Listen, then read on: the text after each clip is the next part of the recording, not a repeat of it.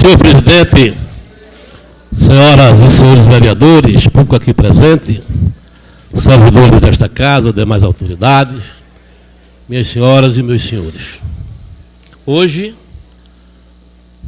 na manhã do dia 18 de novembro de 2015, aqui acabou de sair Sua Senhoria, o diretor do SAMU, o doutor João Máximo. E todos que aqui se encontravam, porque faz pouco tempo que ele se retirou da casa, quando teve 3 minutos, para fazer os seus agradecimentos, e ele colocou, a forma como ele se encontrava na manhã de hoje desta casa. A alegria que ele teve, da manifestação de apoio por parte de algumas pessoas, não só da galeria, como do próprio Legislativo.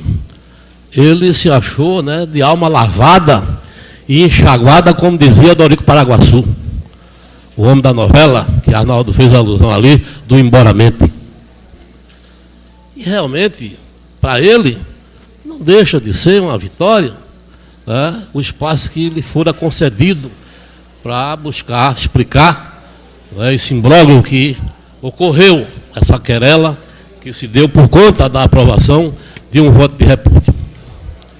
Eu dizia aqui, terça-feira, depois de justificar a questão da minha falta da semana anterior, que procurei no paletó a declaração do médico e não encontrei. Quando eu cheguei em casa, estava no bolso da calça. Já entreguei a Sua Excelência, o presidente da casa, o atestado, justificando, em definitiva, a minha falta na sessão do dia 3. Dia 3, não, semana passada, terça-feira da semana passada. Isso já está resolvido.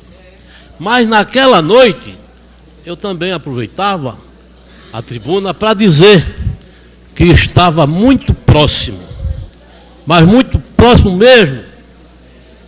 O presidente não se encontrava naquela sessão, mas há de ouvir também um pouco agora do que eu falei, que nós estávamos no encalço, depois de uma luta tremenda, depois de rodar milhares de quilômetros ao longo desses 11 anos que separaram do dia de hoje ao fatídico dia 27 de setembro de 2004. Ora, eu gostaria inclusive de pedir a alguém que faz parte da cinegrafia da TV Guaiamum, que pudesse dar uma focada aqui, que pudesse registrar neste momento o material que eu aqui estou expondo.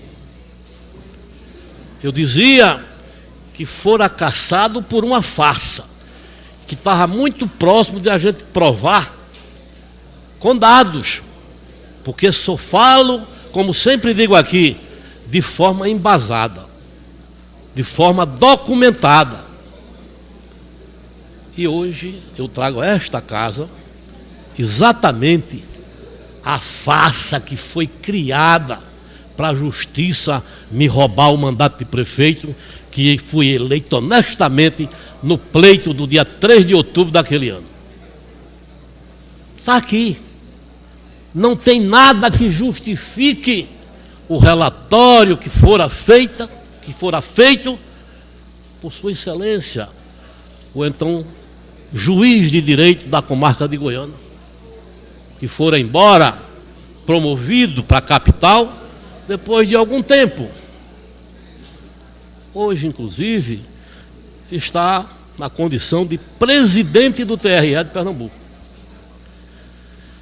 A gente, a exemplo do que o médico lavou a alma, eu não sei nem o que foi que eu lavei.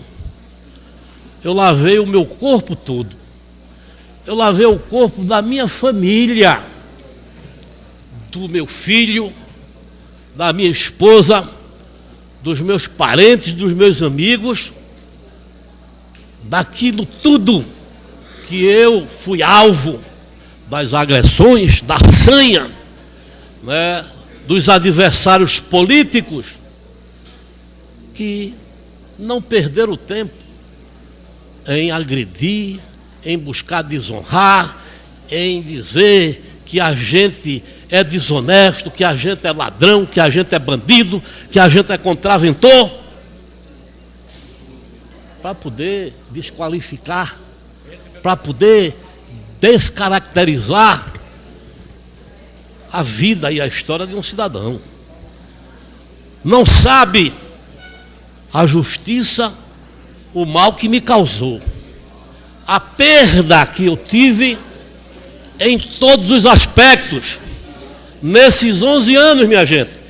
Isso se encontrava encalacrado no interior, lá da residência, da casa, onde funciona o cartório eleitoral. 11 anos. Só depois de todo esse tempo, a gente consegue hoje, vereadores e vereadores públicos aqui presentes, trazer à baila a realidade dos fatos. Nada comprova que Beto tenha desrespeitado determinação judicial. Aliás, eu devo dizer que no nascedouro desta falcatrua, na minha modesta forma de ver, porque eu não sou advogado, porque se fosse, eu não teria sido cassado. Que falta me fez? A falta de um diploma como advogado. Porque eu não teria jamais dado o direito de alguém ir para a rua dizer que eu sou contraventor, que eu sou desonesto, que eu sou isso, aquilo ou coisa que o valha. Porque na política, eu sempre disse aqui, o que vale, senhor presidente, senhor Josemar, o que vale não são os fatos. O que vale é a versão que se dá na rua. É o que o povo comenta. E na política se distorce os fatos. E se diz que fulano é bandido, que fulano é ladrão, que fulano é desonesto, que fulano é corrupto, que fulano é contraventor. Qualquer cidadão comum tem esse direito de dizer. Porque toda ausência é atrevida. E a gente pagou um preço muito alto ao longo desse tempo. Perdemos o mandato conquistado na luta de forma legítima. Não compramos voto. Em nenhum momento fizemos política, comprando votos. E aí, a gente não pode hoje, se sentir diferente, senão de alma lavada. Depois que a gente comprova aqui, que inclusive eu dizia sempre, desafio, na minha inocência, como um cidadão comum, o ministro da Justiça desse país, para que ele comprovasse que Beto Gadelha deu causa para perder seu mandato. Sempre disse isso aqui. Nunca fiz disso cavalo de batalha nas eleições que disputei, buscando chorar leite derramado. Eu nunca me lamentei pela perda do meu mandato, que tivesse causado alguma dificuldade para a minha sobrevivência.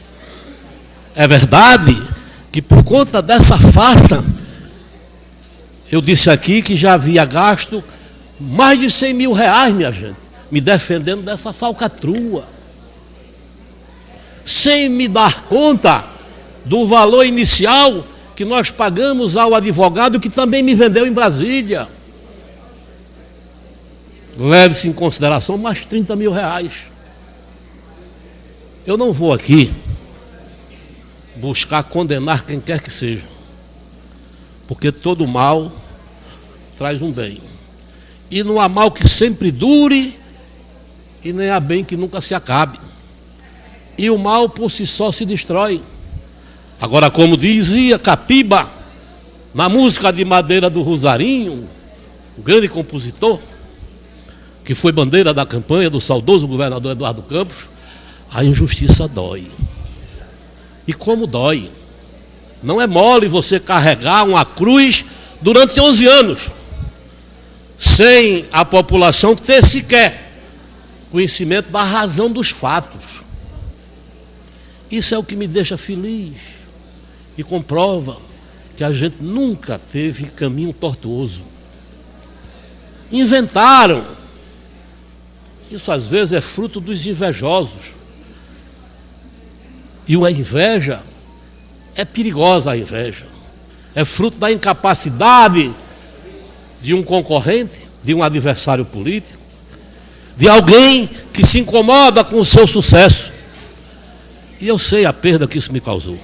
A questão financeira, esta é irrelevante, porque nós não estamos passando qualquer tipo de dificuldade pelo gasto que tivemos por conta desse processo.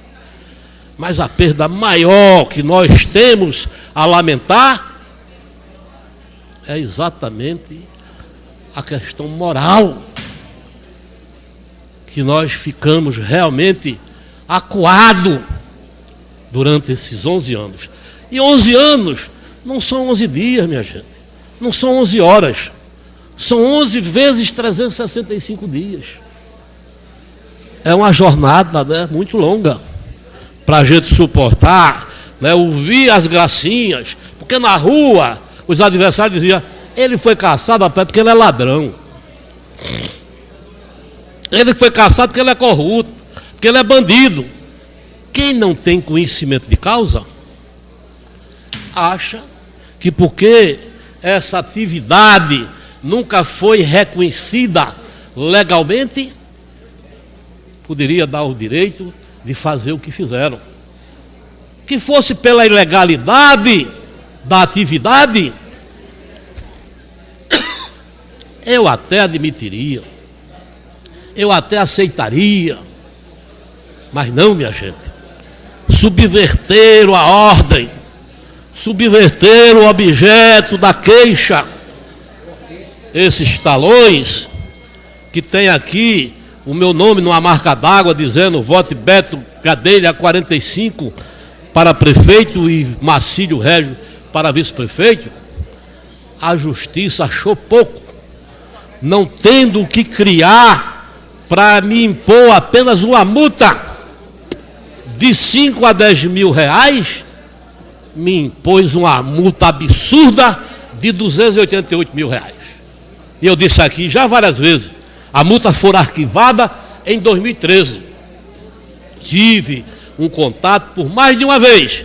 E segunda-feira agora que passou, eu estive em seu escritório, fazendo a mesma pergunta ao procurador federal da Justiça Eleitoral de Pernambuco, meu amigo de infância, doutor Joaquim Dias.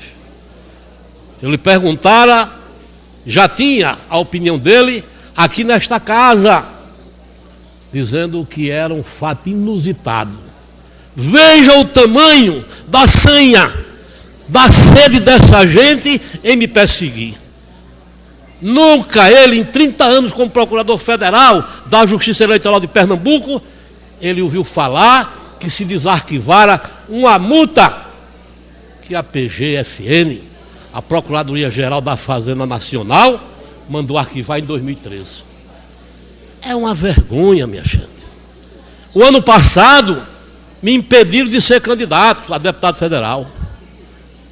Me tomaram a condição de ser candidato a deputado federal. Desarquivaram agora, eu não tenho a menor dúvida que o objetivo foi de buscar dificultar, se porventura eu amanhã quiser e ainda estiver vivo, tentar ser candidato para alguma coisa, para que a gente não possa ser candidato.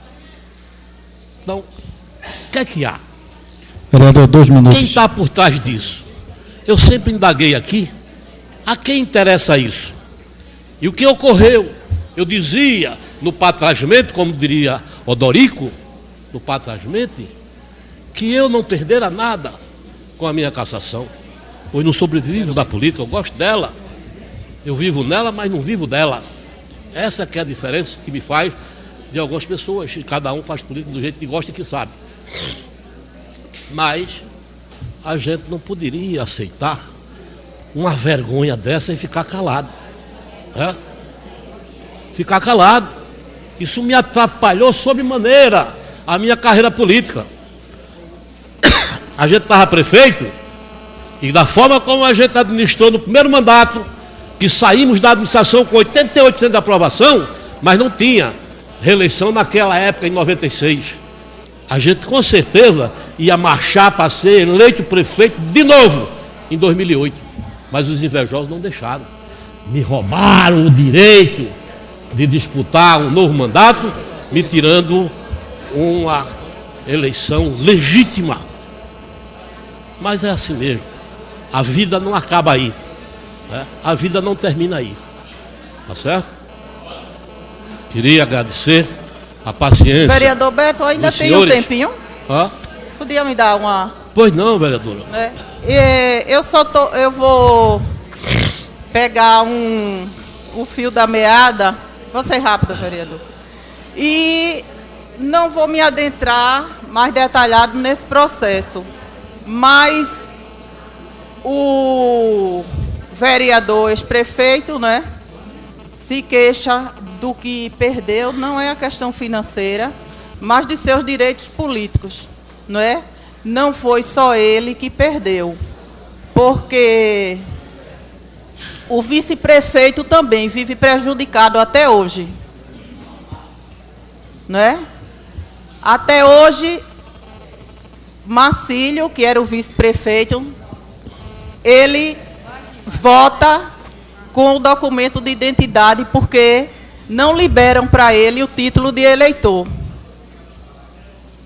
Uma multa que ele não teve nada a ver, que nem propaganda esse acesso ele tem. Então, vive prejudicado. Esse ano, ele ia exercer, e muita gente não sabe disso. Não pode mais, enquanto isso não for resolvido. Esse ano, há um mês mais ou menos atrás, chegou da Receita Federal lá em casa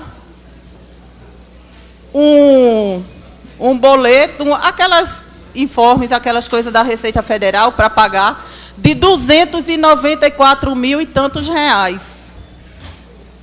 Eu digo, eu morro, e não, no seu caso, eu morreria e não pagava um centavo. Eu já disse a ele.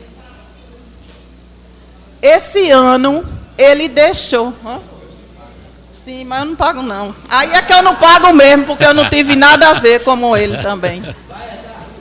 Então, esse ano, ele deixou de exercer um cargo público por conta dessa cassação. Né? Deixou de exercer um cargo público por conta dessa cassação. Ainda mais assim, todas as questões, né, que a gente enfrenta por conta disso. Hoje, se fala, há poucos dias eu vi filhos, porque meu pai era isso e era aquilo, já foi candidato, já teve seu tempo de governar, e caçam através de uma votação, de uma conta. Mas meus filhos, vocês sabem, era praticamente criança nessa época, não é? Pré-adolescentes. Aí o pai estava prefeito, se bem que a gente não vive de vaidade, minha família não vive de vaidade de cargos políticos. Quem conhece a minha história sabe que eu não comecei aqui, né? Na questão política. Mas assim, para eles também foi difícil de ver toda aquela propaganda, os pais, né, os jornais, tudo isso falava, não é? Então, assim, é uma situação muito delicada, né? E até porque tem situações que eu acho que o tapetão da cassação não é o melhor. Pode ser para algumas pessoas que estão de fora, achando isso ou aquilo de um gestor ou outro. Mas esse tapetão deixa muitas marcas e muitas mágoas. Eu não estou falando de questão financeira, não, que hora nenhuma eu falei aqui, nem nunca deixamos de fazer feira, nem cuidar da nossa vida.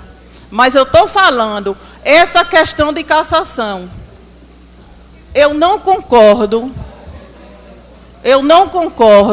Eu acho que o tapetão é muito, né? Como eu já falei, o tapetão deixa muitas marcas, né? E prejuízos. Né? Às vezes você está pensando e arrependimentos, inclusive. Porque eu vejo gente que estava envolvido nessa cassação e hoje não. Há um certo tempo já me disse que não foi o melhor para Goiânia. Era isso que eu gostaria de deixar registrado. Eu vou agradecer, né, a parte da vereadora Ana Silveira e dizer que incorpora integralmente. E, ao mesmo tempo, aqui colocar que não termina hoje, né, sobre essa questão, porque eu ainda voltarei em outra oportunidade tocar nessa questão, minha gente, porque isso é muito grave. E eu dizia, para encerrar, presidente, que não me abalou em nenhum momento a minha cassação. Tanto que eu esperei na prefeitura para dar recebimento no dia que foi divulgado. Já falei sobre esse assunto aqui. Quem perdeu, a gente já ouviu. O que Ana falou aí agora, a gente já ouviu isso nesta cidade ao longo desse tempo. Ainda aqui numa sessão, há uns 20 dias atrás, um mês atrás, a vereadora Amanda, eu não estava nem presente na sessão, e ela fazia referência a isso, que a cidade perdeu muito com a cassação de Beto Gadelha, porque mudou, mas mudou para pior, né, ao longo desses 9 anos e 5 meses que me arrebataram um mandato de covarde e ilegal e inconstitucional, uma vergonha que é a justiça desse país. Aqui está a prova, depois de 11 anos e 4 meses, 11 anos e 2 meses.